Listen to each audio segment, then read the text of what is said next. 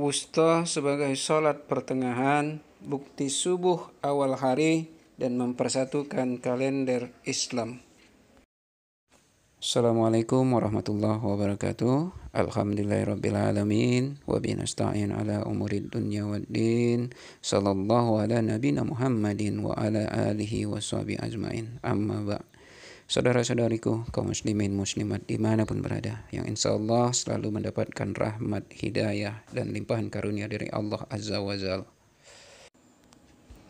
Pembahasan kita pada saat ini adalah, benarkah sholat wusta bukti subuh sebagai awal hari dan dapat mempersatukan kalender Islam dunia? Bahwa sholat wusta itu disebutkan dalam Al-Quran di surat Al-Baqarah. A'udzubillahi minasyaitonirrajim. Hafizu 'alas sholawati was sholatil wusta wa qumu lillahi qanitin. Artinya, peliharalah semua sholatmu dan peliharalah sholat wusta. Berdirilah untuk Allah dengan khusyuk. Ini di ayat ke-238 surat Al-Baqarah. Ayat ini menjelaskan bahwa sholat wusta merupakan bagian dari sholat wajib, yaitu 5 waktu dalam sehari semalam. Wusta ini juga disebut sholat pertengahan, karena memang wusta dapat berarti pertengahan. Dan ini sepakat para ulama. Namun terjadi perbedaan pendapat di ulama tentang sholat wusta itu sholat apa. Dari hasil kajian penulis dalam buku Masjidil Haram Menyatukan Kalender Islam, didapatkan bahwa setidaknya terdapat 46 hadis yang berbicara tentang sholat wusta. Dan dari itu bisa kita bagi 3. Bahwa sholat wusta itu, yaitu yang pertama sholat asar, sholat zuhur, dan sholat subuh.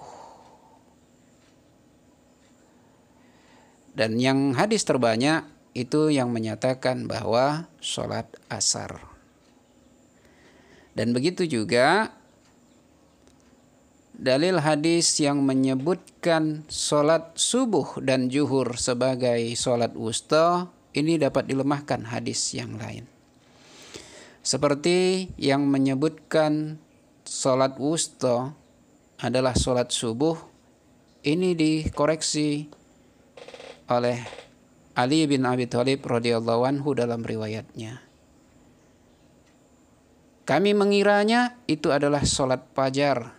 Kemudian Rasulullah SAW bersabda, itu adalah sholat asyar, berkaitan dengan sholat wusta.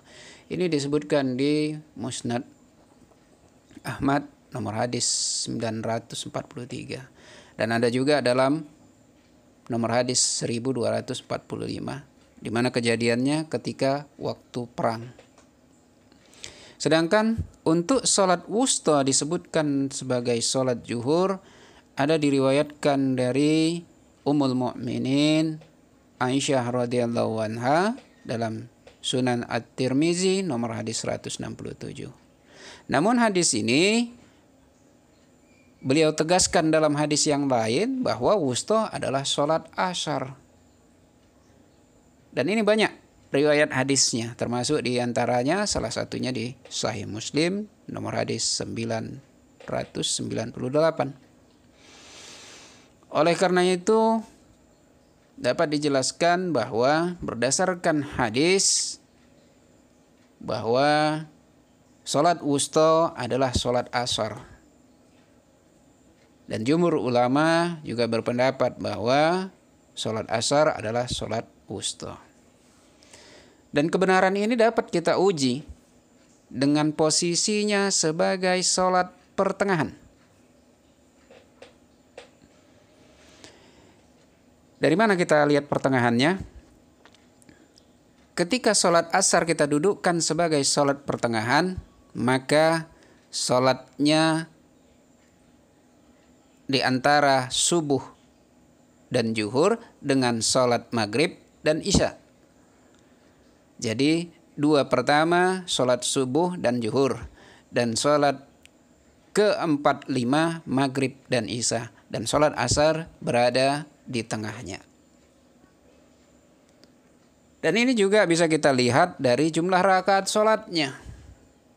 Maka sholat asar itu pertengahan pada rakaat ketiganya, di mana pertengahan antara sholat subuh dan zuhur, subuh 2 rakaat, zuhur 4 rakaat.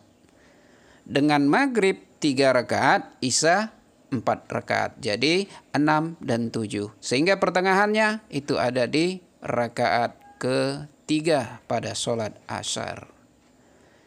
Ini membuktikan bahwa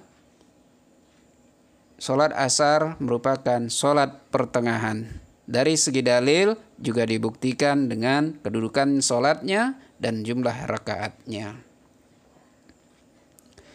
Dan ini juga merupakan bukti bahwa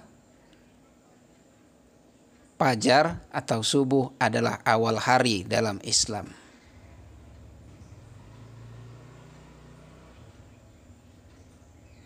Ini yang bisa lebih mendekatkannya. Dan kedudukan ini juga bisa dibuktikan dari kedudukan wilayah, kedudukan Ka'bah sebagai pusat bumi.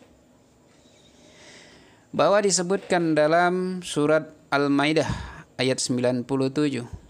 Ja'alallahul Ka'batal Baital Harama qiyamal linnas. Allah telah menjadikan Ka'bah, rumah suci itu, sebagai pusat bagi manusia. Bahwa sholat asar di Mekah itu bersamaan waktunya dengan waktu subuh di ujung timur bumi, yaitu di mana? Kepulauan Kiribati, Samoa, dan Tokelau. Di mana dalam peta dunia, pulau-pulau ini berada di wilayah plus 13 GMT, di mana pulau-pulau ini telah berpindah ke timur. Awalnya dulu di barat, ujung barat, namun mereka berpindah ke ujung timur. Dan ini secara tidak langsung menjadikan Mekah sebagai mean time, Mekah mean time atau MMT.